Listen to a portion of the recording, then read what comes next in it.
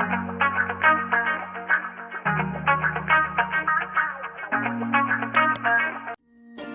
everyone, I am MJ Gabrielle Rovillos.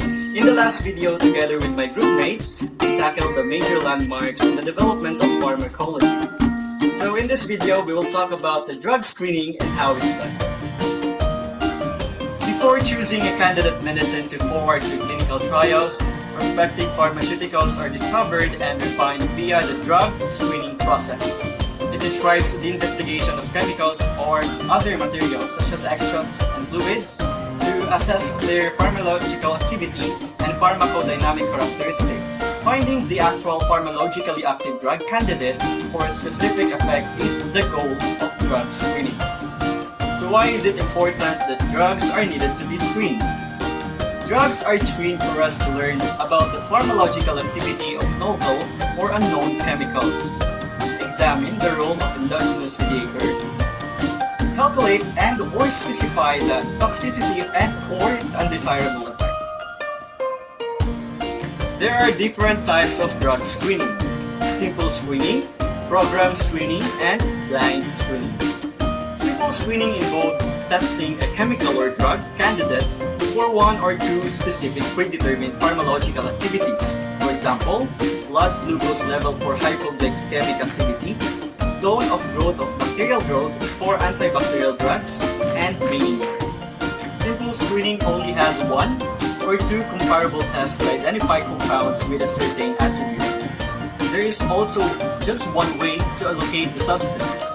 Battery or series of tests are not necessary, inexpensive and time-saving, selection of only appropriate methods, and lastly, not enough results have accrued. So the next is program screening. Program screening consists of screening the test agent or drug candidate or a series of chemically related compounds as per a battery of pharmacological tests. So for example, antihypertensive drugs on the cardiovascular system. This includes the blood vessel, heart rate, cardiac output, blood flow in vessels, and many more. Moreover, the program screening provides the information what compounds are active in what ways. A new drug of specific type or known, and or series of chemicals is to be investigated for some particular pharmacological activity. For example, system or organ specific. Furthermore, a series of testing program is required to provide information on the compounds on specific targets. In addition, it explores the main activity and subsidiary activity. Lastly, the potency can compare with known compounds which lead the investigator to proceed or to terminate.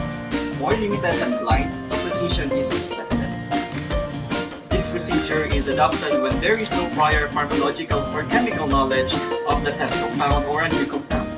Usually, the test material is subjected to extensive pharmacological screening to identify its effects on the different system of the body. This helps in identifying the pharmacological utility of the test agent. If found to possess useful pharmacological activities, the drug candidate will be subjected to simple or program screening. Moreover, the blind screening is solely for new chemical substances with no past pharmacological history in their series. It also determines if it has either brand new chemical entities or isolated naturals. If there are any fields of activity, point people in their direction. Identification of the substance with the most interesting pharmacological activity. However, the toxicological route of this type is crucial for every compound library. We may ask, how is drug screening done? These are methods of drug screening: in vitro, the ex vivo, and in-silico methods. The in vitro method is an experimental procedure that is mostly performed in a controlled environment outside the body. This includes the activity or screening of the activity, bioanalysis, where it defines the molecular mechanism, and lastly, the toxicology test or toxicity of chemicals. There are different types of in vitro method.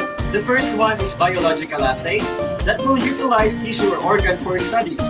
Next is the cell culture studies that involve the toxicity or cytoassays, immunological assays, and cancer cell line studies. Lastly, the chemical assays that utilize reagents such as antioxidant assay, scenting oxidase, and anti-glycation activity. The next method is ex vivo method. It is an experimental process which is performed outside the living body in an artificial in vivo environment. This usually lasts up to 24 hours. Moreover, it is an experimental process which is performed in the living body using laboratory animals. Lastly, the in-silico method. It is a process which is performed on computer or via computer or simulator. And that wraps up today's video for drug screening and how it's done. See you in the next discussion. We will cover the topic naming of drugs based on its nomenclature system. Thank you and God bless.